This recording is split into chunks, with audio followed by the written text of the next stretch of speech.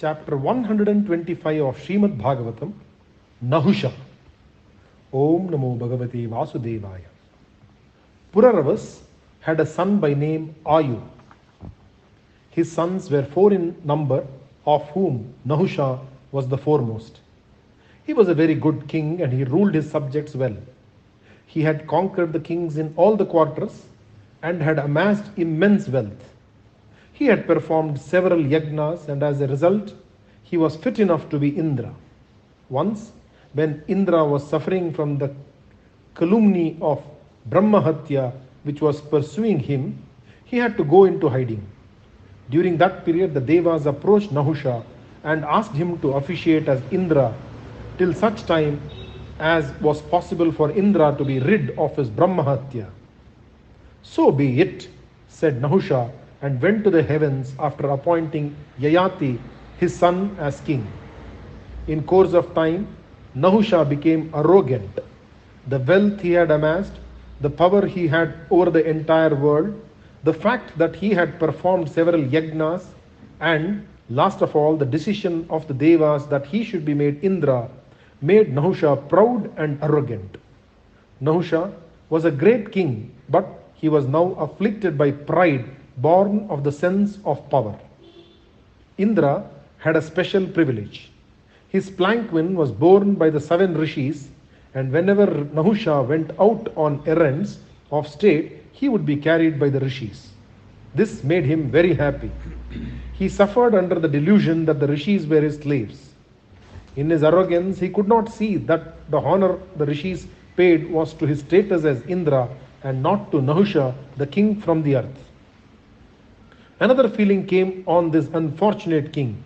He thought that his being Indra allowed him the privilege of taking Shachi as wife. He decided that he would visit her quarters, and so he called for his palanquin. The rishis brought it and he got into it. He was impatient to reach her palace, and he naturally felt that they were not going fast enough. How can the speed of even the wind equal that of the mind of a man bent on love? Nahusha became impatient and he addressed the rishis. Go faster, faster. Sarpa, Sarpa was the word he used. Agastya, who knew what was in his mind, could not brook his arrogance any longer, and he lowered the palanquin to the ground. He came near the king and said, You stupid fool, you do not know what you are saying or what you are doing. Your arrogance has become intolerable. There is only one way to cure it. You said, Sarpa, Sarpa, so be it. You will become a Sarpa and not a Sarpa, which can move about and get its food. You will be a python who has to wait for food to come to him, and you will be in the forest, Dvaitavana, for thousands of years. As soon as he was cursed, the king was cleansed of his pride and conceit, and with great humility he said, It is but right that you should curse me who has insulted you all. I deserve worse punishment. In your goodness of heart you have minimized it. Please have mercy on me and tell me how long I am to be on the earth and how my curse will be lifted. Great men give us these poisons to cure us of dread feelings which are unbecoming to us, but they will also have antidotes which will remove the poison once its work is done. Agastya was really sorry for Nahusha. The anger of a great man is short-lived. He said, The curse cannot be recalled, but you will be rid of the form of a python and come back to the heavens during Dwapara Yuga, the 3rd quarter of time. In your line will be born a great man by name Yudhishthira, and he will be an Amsha of Dharma. He will release you from your curse. Your memory will be clear. You will capture his brother, and when Yudhishthira comes to you and asks you to release his brother, you will ask him questions about Dharma, which Yudhishthira will answer. After that, you will shed the skin of a python and come back to the heavens. At the termination of their 12 years' exile, the 5 Pandavas passed through Dvaitavana, and there the incident which was predicted by Agastya took place, and Nahusha was released from his curse. Om Namo Bhagavate Vasudevaya. Shri Krishnarpanamast. Chapter 126 of Shrimadbhagavatam, The Quarrel. Om Namo Bhagavate Vasudevaya. The Asuras had Vrishaparva as their ruler and his guru was Shukra. Shukra had a daughter named Devayani and her father was extremely fond of her. Vrishaparva had a daughter by name Sharmishta. The two girls were very good friends. One day, these two with their friends had been to the river to bathe. They had left their cloths on the banks, and while they were sporting in the water, they saw Lord Mahadeva with his attendants in the sky, and he was riding on his Vrishaba. Parvati was with him. The girls became embarrassed and rushed to the banks of the river and dressed themselves.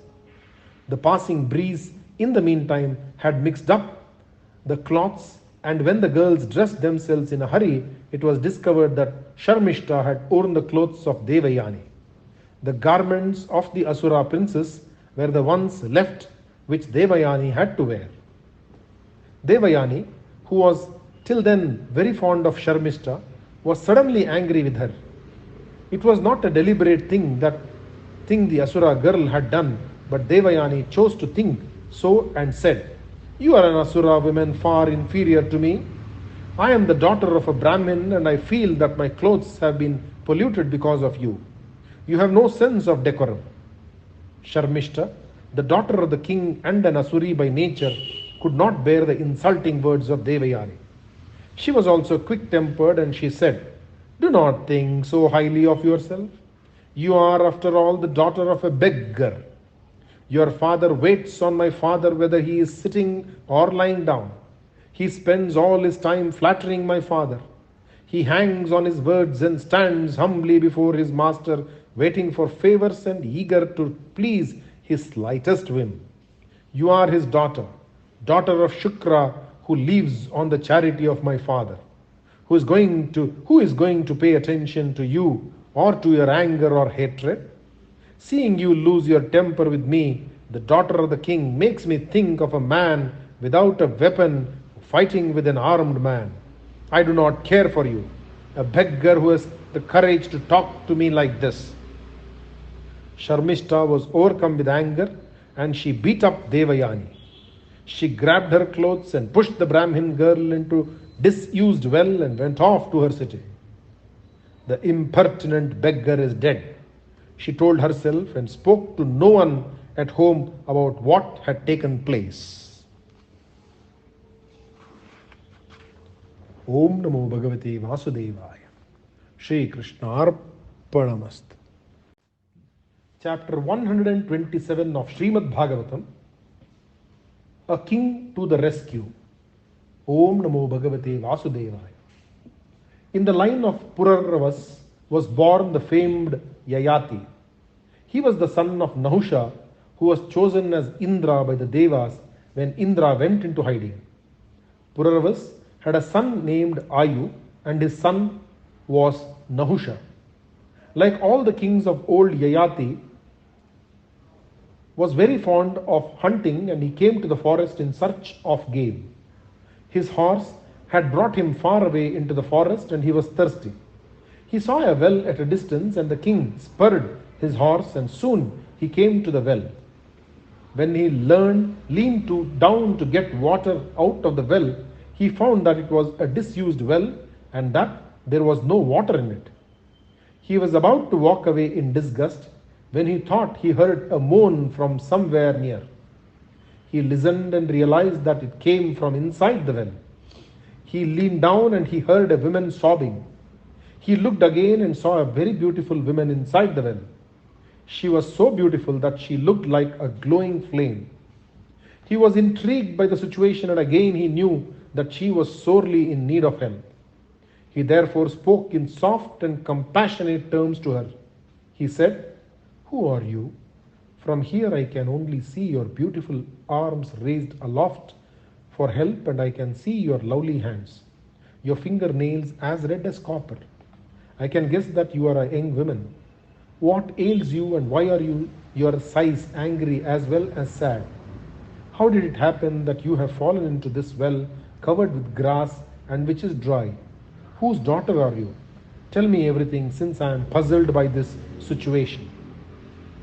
Devayani said, You must have heard how, in the war between the Asuras and the Devas, the Asuras have been winning because the dead Asuras were brought back to life by their Guru Shukra. I am the daughter of Shukra, but you are a stranger to me. You seem to be young, powerful and handsome. Who are you and why have you come here? The king said, I am the son of the monarch Nahusha and my name is Yayati. I belong to the line of the moon. I came here since I was thirsty after hunting. When I looked into the well in search of water, I saw you. Devayani told him that she had no clothes on. The king felt very sorry for her and he threw his upper cloth down to her. She covered herself with it and then said, Look, here is my right hand with the copper-colored nails as you described. You seem to be a good man and I think it is fate which has brought you here to rescue me. Please raise me up from here and save me. The king took her right hand and raised her aloft. He lifted her out of the well and placed her on the ground. He then said, Now you are saved. You need have no more fear of dying unnoticed. You can reach home soon. Devayani would not move. She looked at him and said, I have nowhere else to go. I will come with you. The king was surprised at her words. He said, Just a while back you said that you were the daughter of Shukra and now you say you have nowhere to go. I do not understand. You do not understand? Asked Devayani with a smile. I will explain to you. I am an unmarried young woman and you took me by the right hand. You have become my husband and it is but right that you should take me with you. Yayati said, That I am afraid is impossible. I am a king, a Kshatriya, and you are the daughter of a Brahmin. It is against all dharma that a Kshatriya should marry into the superior caste. Devayani refused to listen to his words. She said, I have chosen you as my husband. You may refuse me now, but when my father sends for you, then you will come and see me again. Yayati took leave of her and went to the city. Om Namo Bhagavate Vasudevaya. Shri Krishna Arpanamastu. Chapter 128 of Shrimadbhagavatam, Devayani's Revenge. Om Namo Bhagavate Vasudevaya. Devayani sat at the foot of a tree and sat weeping. Shukra in the meantime was getting worried about his daughter since she had not come home. It was evening and he could wait no more. He asked the maid to go and look for Devayani. She went from there to the houses of all her friends and could not find her anywhere. Finally, she went to the river where they had all gone to bathe. There, near a tree, she found the young maiden weeping.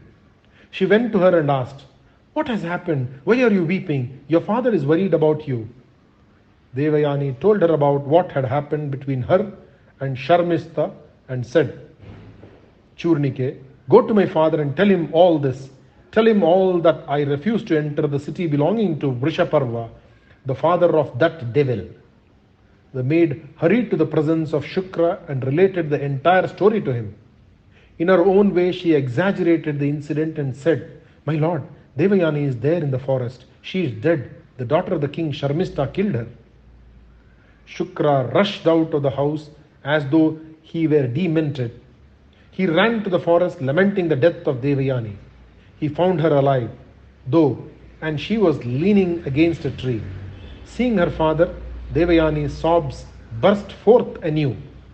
He ran to her and embraced her with affection and said, For some sin which I must have committed some time, I am made to suffer like this.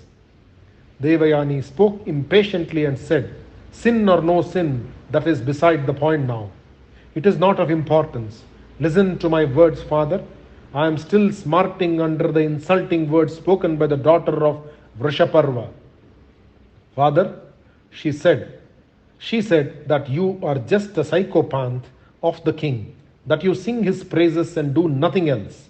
She called me the daughter of a flatterer, of a beggar, of one who receives gifts constantly, who is incapable of returning the favors done to him. I will never forget her arrogant look and her angry eyes when she spoke thus, those sharp words to me. She went on hurting me with these words and dragging me to the well. She pushed me into it and went away. But tell me, Father, am I the daughter of a flatterer, a beggar? Shukra shed tears of love for his daughter and said, My child, you are not the daughter of a beggar. Your father is a man who is praised in all the three worlds. He does not praise anyone. All the kings of all the worlds, Vrishaparva, Indra, and Yayati, know that my wealth is my knowledge and that I am richer than anyone else in the universe. Devayani said, in which case I find it all the more difficult to forgive that woman for the words she spoke. I do not want to stay in a place where we are not honored. I will not enter the city. Her father tried in vain to convince her that anger was wrong and that she should be generous. She would not listen. To Shukra, his daughter was everything. He went to the Asura king Vrishaparva the next morning and told him about the unpleasant happenings of the previous day. He then said, I have no desires but one, and that is the happiness of my daughter. I will go where she wants to go. I cannot live without her. Vrishaparva rushed to the forest with Shukra and he tried to pacify Devayani. He fell at her feet and said, My wealth, my prowess, my fame, all are because of the grace of your father. If he leaves me and goes away, I have to kill myself. No other course is open to me. Please be gracious and let him remain with me. Command me and I will do anything you ask me to do. Devayani pondered for a moment and said, Your daughter, accompanied by 1,000 maids, should become my slave and she should come with me as my slave wherever I go. I will be given in marriage to someone and your daughter should accompany me there as my slave. Vrishaparva sent one of the maids and asked her to bring his daughter. Sharmishta was told all about the conditions imposed on the royal house because of the Brahmin girl. The princess never spoke a word in protest. Quietly, she collected her maids and accompanied by them she went back to the presence of her father. She walked quietly towards Devayani and spoke softly. I am your slave and so are these maids. I have brought with me. I will accompany you wherever you go. Devayani looked at her and asked in a disdainful voice, How can the daughter of one who is praised become the slave of the daughter of the flatterer? Is it possible? Sharmishta said in the same soft voice, When one's people are in trouble, when they are distressed, it is the duty of one to do all one can to relieve them of their worries and their troubles. This is the rule which has been spoken of in the ancient times. This rule applies to every human being, but it is more necessary in the case of a king and his children. I do not want my father and his people to suffer because of me. I will therefore be your slave, obey you in all things and follow you wherever you go. Devayani then spoke to her father and said, Father, I am pacified and we will return to the city. With their minds busy with their individual thoughts, they all entered the city. Devayani was triumphant. Shukra was glad because she was. Vrishaparva was unhappy, but there was also relief in his mind since a guru is the most important person in the court of a king. As for Sharmishta, no one could fathom the thoughts which were in her mind. Her eyes were downcast, but there was an expression of great calm on her face. She was prepared to do anything for her father since she loved him very much. Om Namo Bhagavate Vasudevaya. Shri Krishna Arpanamastu.